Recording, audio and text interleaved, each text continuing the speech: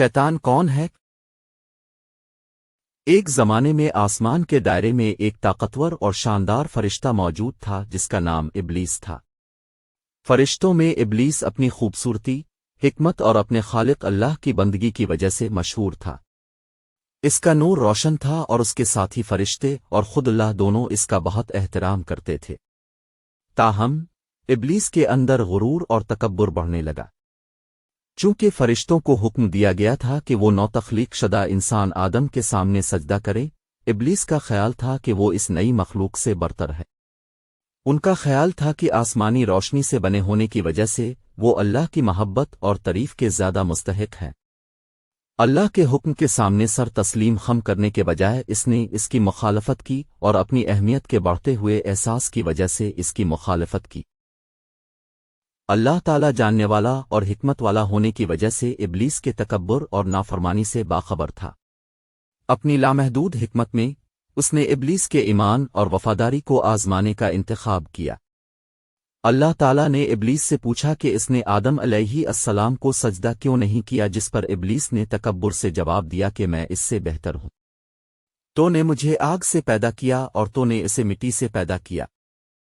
اللہ تعالیٰ نے اپنے لامحدود عدل و انصاف میں ابلیس کو آسمان سے نکال دیا اور اسے فرشتے کے مقام سے محروم کر دیا۔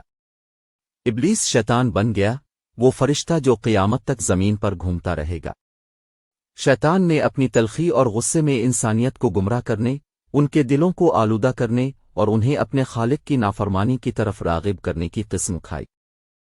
شیطان، جو اب حسد اور انتقام سے بھرا ہوا ہے، اس نے اپنی کوششوں کو انسانیت کو گمراہ کرنے اور لالچ دینے پر مرکوز کیا۔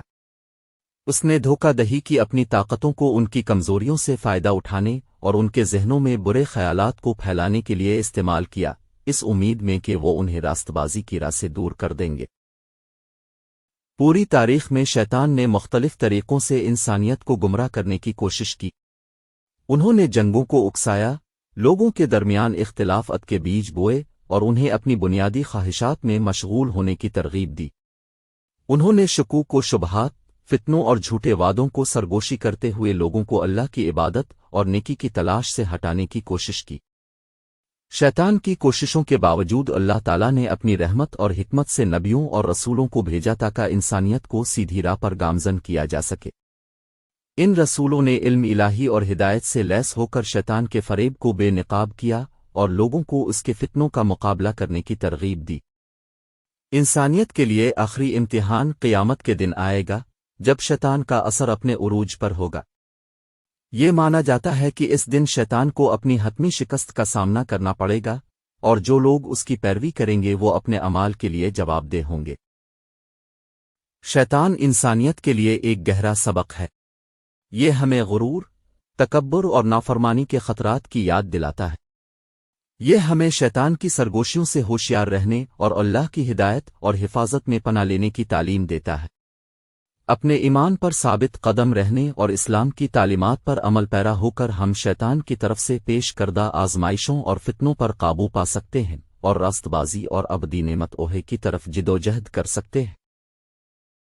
اگر آپ لوگوں کو ہماری ویڈیو پسند آئی ہے تو برا مہربانی لائک بٹن دبائیں، اس ویڈیو کو شیئر کریں اور اس طرح کی مزید ویڈیوز کے لیے ہمارے چینل کو سبسکرائب کریں۔